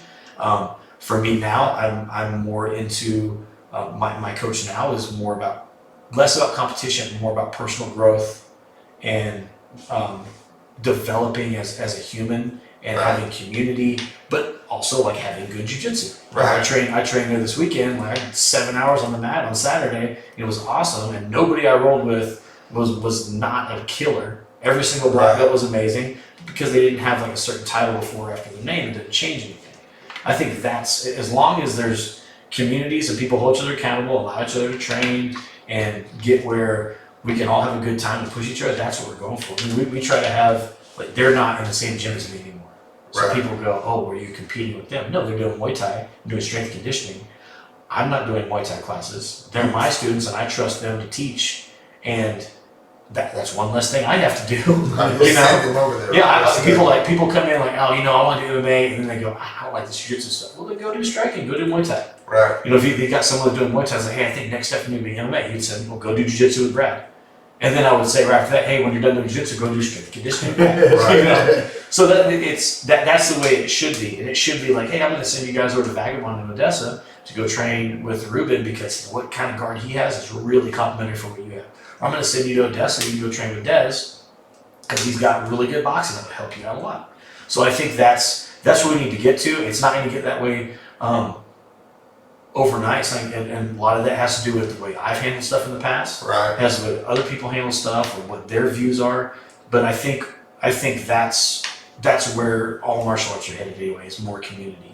That's bad. That's something we don't like. There's not. I mean, like you. CrossFit does that. Yes. Y'all get together. People from other gyms work out at another gym. Yeah. That's awesome. Do like Team A. I've never met you before. We're gonna train out. But there's not many of those. Like No. you go to the gym, it's mostly a very unfriendly place, like a regular gym. Right. Majority of people.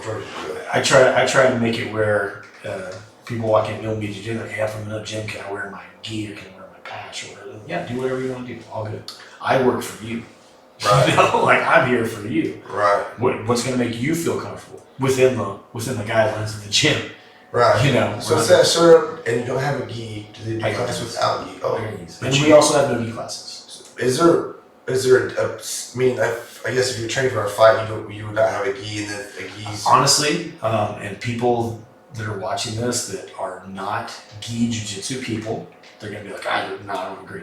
If you practice jiu-jitsu, if you're an MMA guy and you put the gi on, it's helping you for a couple ways. Number one, it's uncomfortable. Right. Number two, it allows that person to have better control. And number three, it makes your hands be busy. So if I'm punching you, are my hands busy? Or are they not doing anything? Right. So I'm training myself to keep my hands busy. Or where am I grabbing up by your collar? Okay, so maybe that's my hammer fist. I got you. I'm grabbing your hips because I would be doing that while I'm hitting you. And now I'm grabbing up here. Now I'm changing my grip. So it trains you to get your hands busy doing something technical with a plan so that whenever it's time to just go Donkey Kong with somebody, I feel like you have like more skill at doing that. Right. But it's just like learning how to think about it that way instead of thinking like, I'm gripping, oh, now I can't grip, so what do I do? Right. So something like, no, you people like, well, it's sweaty, so you can't grab them. Yeah. Like that. But you're thinking. Yeah, I would just power out of this triangle because we'd be sweating. Okay, Right. it happens too. Also, sometimes it gets slipped in better because we're sweating. Right. So how about we just train to like get good at technique, and then we can let your athleticism and actual ability take over when it's time. Right. I just always worried that because I never ever put one on. Dude, it's cool. It actually, like, you talk about having knee injuries and stuff. Like, he can attest. Like, he would go roll around, do some no-gi with us and everything. He's like, oh man, that was rough. But put a gi on, yeah, I have some options to choke him. Right. But also the pace is a little slower, Right. more controlled, less risk of injury. So I always tell people, like, if you have previous injuries or you just, like, you're older, I mean, I'm not going into this to get my knee wrenched on by an 18-year-old. Yeah. Do jujitsu. That's what I was thinking about. You can get all the benefits you want, put the gi on, have fun. You know, it's like you can express yourself. I get to have any color gi I want. I can wear a camo gi. Yeah, people are making fun of you, but have fun. You know what I mean? Like, I can have a canary yellow one for sure. Do that. You It's know? gotta be white. No, like at my gym. At my gym, white, black, blue. I've got people there with. I have a person there that's got one that's like a purplish, greenish seafoam color. I mean, it doesn't matter. We're rolling around our pajamas, trying to have a good time Right. with some structure and discipline. Right. But the color of the gi doesn't matter. It's the person that's in there. Right. Just have fun. I like it, dude. So. Way more laid back, obviously, than the last times you talked to me on betting. Oh yeah, but dude, I like back then, man. You could have told me like we're just gonna hang out here and have I'm here to get fucking raw. I got That doesn't sound fun. yeah. Well, not anymore. Now, no, not anymore. I don't want to get hurt. That's the reason I asked you about knees. I don't get hurt. And last time we were training with you, like with my son, I was in there 17-year-old. It was chill. I had a good time. My son had a good time. I had a 17-year-old kid kicking me in the face. Like, dude, he got me though. I totally forgot about the shove the glove in your face and then kick you in the head. You know, like, I'm like, why does he keep putting his glove in my face? Oh. That's why I remember now. But back in, like you say, when you're younger, everybody's retarded. Like how old are I'm you? still You're retarded. But yeah, but we're better retards. We're nicer retards. 3.0. Yeah. As long as you slowly get better. You know, I don't even think we can say that word. It's I'm- 18. I'm very hesitant. I'm seeing how much of it Retard, dropping I'm it. I like it. I'm half a retard myself, so. I think there's a. I don't know, man. I think it's a. You really get to be kind of the dumb meathead. There's a lot of people there that do this kind of sport, but I think they become like more kinder, gentler.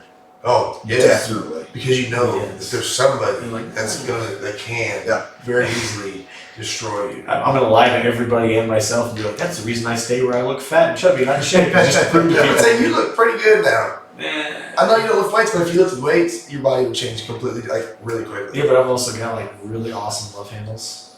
So you used to have like awesome shoulders and love handles. Hey, that's That's in traps and all kinds of Feel things. But then flexibility probably goes away, which you don't have anyway. what's the risk? You know? Well, okay, I'm gonna ask you before we wrap this thing up. You said Colby Covington for sure, just gonna overwhelm him. No, Kamaru Usman. No. I think Kamaru can drop him if he gets one in there. I think it's gonna be. I think Holloway's gonna win, but I know Volkanovski and I've trained with him, and he's a super cool guy. And we talked about that. No matter what the result of the fight is, he's gonna come down here and do a seminar in my gym. Oh, that's sick. But I would prefer he comes down and with that belt. You know what I mean? That would just be really cool. But I mean, I love Max he's got the ability to beat Max Holloway, so that's gonna be rough. Amanda Nunes is gonna beat Durandamy. I think it's gonna be a good fight. I think it'll be the most competitive I one think she's it had will in be a a while. fairly competitive one. And then as far as Covington Usman, like I don't care. I just think he's gonna come flying around at Usman either way, if Usman doesn't catch him, Colby will get it just from sheer volume. But I think But they both fight. Usman- that's Yeah, They both fight. got Usman's bigger, cardio. isn't he? A lot bigger. They're both about the same. Really? Both about the same. Usman's He's got more reach. not known for his cracking power though. Neither one of them are. It's all volume. So Ferguson and he, that's gonna be a fight, dude. Mm. Because Ferguson is a freak. Dude, he is- But what are we doing? terrifying. We're doing exactly what every promoter But wants to do is go, oh, I don't know, that guy's got a chance. Everybody's got a chance until they fight him. And Right. oh, he doesn't That have a could be chance. 27. That's what they got to do with John Jones fights. Oh, man, well, this guy, Yeah, but this guy's got a chance no against one's John gonna- Jones because he's... I truly think John Jones is on cruise control until someone good enough challenges him. I think. Heavyweight, yeah. Yeah, I think he recognizes I can be. You gotta go out there with people that are like big. Yeah, that's the only way. They can clip you and still knock you But out. dude, I think he'll fire back up. Like you'll see John Jones is like, I show gun. That's why he wants to fight outside because he's like, oh, people were saying this guy's already better than me. So yeah, that's why it's he's like that dude. That amazing. What a friend. And again, that's the kind of person that I want to be associated with. Like as far as a coach, to have a certain kind of fighter, is he is so intelligent and so nice and funny and witty. He's a nerd. He likes anime. Like I would rather hang around with comic book nerds than meathead MMA fighters. I agree. You know, and luckily I know some meathead MMA fighters who are also comic book nerds. So that's amazing. George Masvidal, comic book nerd. King Mo, comic book nerd. I have to agree. I think Warhammer. I don't even know what that is, but it sounds Super very... comic. Oh, dude. I don't fit in like Warhammer at all. You guys, let's go play some... Oh, yeah. I always wear a cutoff and make sure I work out. Oh, yeah. Because those guys are serious. They don't give a shit how big you are. I'm like, back off, I'm new. But I think Ferguson is the only guy that can beat that dude. What about Gaethje? Yeah, Now he's over here. you're right. I just forget. Oh, what about No, but I don't think they will. I don't think Khabib will win. I think Ferguson can catch him with one elbow. Maybe, but if he doesn't, man, if Khabib Cuts wide open. I just don't think. I don't know. I think once Khabib does want anything, he I don't know. Yeah. I mean, I know you're a I've wrestled one too. Like, this is a big guy. a true vet of the game, so you're like the same. And you know these guys, so you're not saying anything. But I can't understand who can stop him. Dude, I go when I go to American Top Team and help out guys that are having camps and they get training in. When I go to these other gyms, the amount of talent of people that are out there, and the amount of guys you go, oh, that guy in 3 years is gonna be. But sometimes it doesn't pan out that way, and sometimes it goes better. Right. You know, like I would never think that I would not have ever thought that Demetrius Johnson could have beat Kyoji Horiguchi when they fought in the UFC. And Kyoji goes to Japan and just murders everybody who they have more guys at his weight. He's running through people and he's winning Bellator titles against guys that are bigger than he is. He's fighting 125 in the UFC. He beat Darian Caldwell at 135. That's Bellator. Like, dude, there's guys like that. Like I don't know how that guy loses, but they find a way to lose because at some point, no matter how long your career is, somebody's gonna be burying you. At some point, you're gonna get old. Yeah. And if you start out old, I know. then you know those windows are different. So maybe I don't fight, but I want to still learn how to fight. let's do that. Let's be safe. Yeah. I want to be safe because I don't want my son to play football for head injuries. I think football's silly at this point in my life. I love football, but they've taken such the brutality of it away that, and it's such an offensive-minded thing that the defensive guys can't react anymore. I'm like, it's not even fun. Too many flags. You can't hit people in the head. Hey, you know you're going to be retarded after you do this for 20 years. You know it. You signed up for it. Shut up and just take it. Take the CTE. Take everything you signed up for because you did it. I mean, I didn't know now, but now I know what happens to people. And if I had to go back and know it, I still would play. Yeah. I would have. But I mean, I deal with the problems from it. Right. You know, and it definitely didn't help with, you know, after being a police officer for 8 years, didn't help with the PTSD. So like having brain trauma mixed with that then causes this. So all that stuff is, I mean, if people want to fight, I want them to be able to fight safely. Right. That was the big thing with the Nick Tinton deal. Right. I was like, it's not even safe for me. I'm holding a bag. You know what I mean? So that was my biggest thing. You know, with a lot of these, I've had people like hang up on me. So now I'm like, you know what? I just don't think you should fight anymore. You know, and that's for them. You know, my buddy Paul Quintello, he tells me he wants to fight. I would absolutely let Paul fight against a certain kind of person for a certain amount of money and a certain kind of rule set. You know what I mean? Like, I'd let him do it. But you know, there comes a point where it's like, you know, let's not do that anymore. Well, I told Nick not to fight. I think, and it's done for me to fight. But Nick should go do like charity boxing tournaments with headgear and stuff like that, or he should do like a charity kickboxing thing. Like he wants to raise money anyway, but he'll go against guys with it like, hey, let's do this because we enjoy it. Right. He should go out and do some jiu-jitsu tournaments. Made me nervous because when he first did it, I saw my pro debut and I'm like, when was the amateur? It wasn't. You're like, you don't. That was my thing. Like, That's not something I'm you not jump putting my into. stamp on it. Right. But That tells me the guy that signed the fights, the making the fights, is like, I just need a body. no, the guy got mad because I told Nick, I was like, I just think your guy's like setting you up. Like, I think this is a setup fight. You're gonna win it. I told him, I said, you are going to win this fight. I think it's kind of a setup fight for you to build you, which is great. That's the kind of fight you want. But at some point you get built for somebody because there's challengers and there's opponents. And a lot of times you don't know what you are. And at some point you figure it out. So that guy he's fighting, the one he wants, Huerta? Roman Huerta, that's a fight. Legit. That is a fight. Okay. Roman is really good. Like if I was his coach, I would make him do more movement stuff instead of always fighting on the line. But that's literally the only thing I would have him do. He's good. He's hard to move around jiu-jitsu. He's got a great base. He's learned how to wrestle a little bit. He's learned some jiu-jitsu. He is great. Like he uses his length so well. He's as big as Nick, isn't he? He's as big as Nick. He could fight at 205 and be a monster because there's guys bigger than him fighting 205. But he likes fighting heavyweight. And I get it. He works all the time. So he's again. You're talking about what can you do if you work full time or whatever. Like he's doing it the way he can do it, and he won $10,000 doing it that way. So what are you gonna say? So he's a real. So because I saw the first fight that Nick fought It's that like one guy, round, right? and the guy came out with his palms of his gloves like that, and then Nick just kind of like grabbed it and hockey punched him 3 times, knocked the guy out because the leverage is on his arm, just creating power. And then I saw a picture of the next guy he's fighting, which might have been that Roman guy. Yeah. I was like, oh fuck. It's a little different. Well, then I hit him up. I was like, hey bro, like, you ever thought about just like taking an easier fight because those guys So are that's the one they told me to take, right? right. Well, those guys are for real. Like, and because Nick's been hitting the head a lot from football too. He's a crazy dude. He didn't give a shit. And I'm like, these guys will like change your life.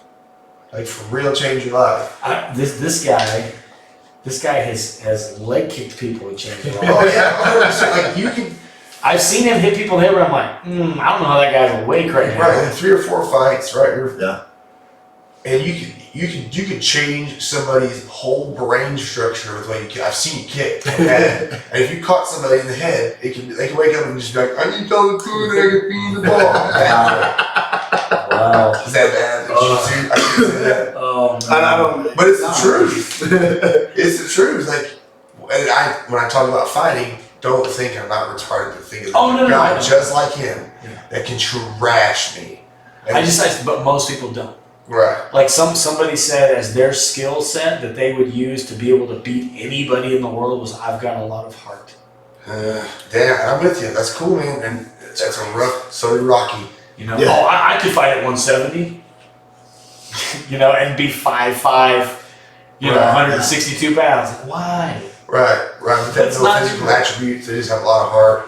Like It's just they're not explosive. Young. They're not strong. that's what it is. Like, That one's young. and I think this is what should happen. But, Yeah, when I first met him, I'm like, oh yeah, dude, I'm big and strong. I'm just gonna toss people around and just be an animal in there. West Texas football. Yeah, and then you get like a guy like Rex, and then he hits That's football. Ooh, that is 6'5", 330. dude. And if your guy can move, Jiu-jitsu black belt can do the splits. dude, he can move. I've heard. Okay. Oh, Heard him. I learned the counter deuce. Essentially, the counter deuce is they were on the far side. Steve Subia, which is as big as Rex, 360. and as fast as those two. Those guys are retarded. Like sub 5, 4.9 40s as 300-pound men in high school. I want to say Rex ran like a 4.7 or something like that. I'm probably Jesus. Oh, it's Yeah. no, dude. That He dude moves like a small person.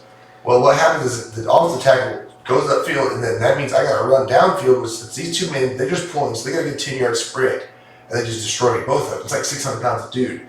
That guy and Steve would just fuck me up, and then I'm thinking, I'm done with this guy, that Rex guy forever. Training, he's like, hey, this guy Rex is gonna come through. Like, big guy, yeah, he's really. I was like, oh my god. And I was the only heavyweight in that dude. That dude was so freaky. He's so freaky. How big and fast he was. He has to do a thing where I would go miss with you, and then I would get pounded on by this little golden glove dude, and I had to block, and then I would go straight to like kind of roll with Rex. It was like rounds. And it was just exhausting as shit. And then the worst part was I was terrible with my hands. And so he's like, you're an idiot, you look stupid. Like, not like that. But I mean, I probably said it like that. Like, It's gotten so much better. and we're like, blah, blah, blah. And he's trying to help me out. And then I'd go over there, and that fucking little Mexican dude was just, I'm like, there's gotta be 4 you little fucks. And then Rex just, oh, it was black. I enjoyed that. I enjoyed it. I actually enjoyed I'm fine with him calling me an idiot. I mean, that's kind of a good thing. But what was the name of your gym again? Texas Top Team. Okay, I'm gonna tell my buddy Joseph Wolf. He's been looking for one badly. It's here in the Yes, sir. 1010 West Front Street. I'll be coming to Bill and BJJ, get choked out shortly. Yeah, we've got a lot of stuff. We have jiu-jitsu, we got MMA, gi and no gi for jiu-jitsu, and I'm telling you, if anybody out there wants to train for an MMA fight, go to one of these gyms, but go in there and don't say the MMA fight thing. Right. Go in there and say, I want to train. Right. And then we will all respect you better. We'll all take you more serious. Oh, he wants to learn something, and then let things happen from there. Because then when you're not happy with the competitive side of things, you have a love to fall back on. Right. So, Right. I'll do one more. Cowboy or McGregor. Dude, you don't think? I think he's gonna come back and look like dog shit. I don't know, man. I love Cowboy. 170. Cowboy does fold in big fights. He does full of big fights, but he kind of looks like he's. I don't know. You're right. And fucking McConnor does not. No. No, he thrives off the spot. That dude's a creepy guy. I remember he knocked out Aldo. I was talking. I was so disappointed. Oh man. Well, him and Ronda Rousey essentially kind of got me back into looking at MMA again. And then when Ronda got rocked, I was like, oh, this started getting creepy. Like, what? Like, who's this Holly Holm chick? And then McGregor's talking about that shit. And I'm like, this dude's, we'll see. And He's not going to And it's what he did, just like he said like 2 times, I'm like, oh, fuck it. This guy's man. Mystic Mac. Yeah, that dude is something special. Well, guys, we did a long time. I don't know how long, but I appreciate it. Well, I'll do another one anytime. And, well, go to the gym. Go get choked out. It's good for you. Go get kicked in the head. Get you a couple Eat some kicks. healthy food. Healthy food. An avocado or a shin. If anything, if you don't want to go to a gym like I work at, and there's nothing wrong with not wanting to do that, I get it. Go somewhere small like that, and you get it. It's like a more individual, homey, like friendly place to be. It's a very team, family feel Yeah. at both of our places. That's what's good because it makes you accountable. You're paying your money. 2 things that I tell you, I'm a trainer. I said, you give me 2 things: your time and your money. 2 most valuable things. But if there's more people, when you're paying a trainer, I get you there. I keep you accountable. When you got teams of guys waiting for you to show There's a up, lot of people when you come. Yeah, And you right. enjoy being around certain Yeah. people. Like, hey, I want to come with that guy's funny. yeah, right, exactly. So I'll be joining 100% Sweet. to learn a new, to brush up on an old talent I started learning on. And I want to eat healthy. So I want to see, one day I just want to get cut. Yeah, y'all, what y'all do, you got to document on the podcast, document your weight cut. There you go. Okay, I'll do that. Deal. I'll get 185. I can do that. Document a weight cut. He'll get you there. January 31st. All right, man. Well, we're out of here, guys. Appreciate it.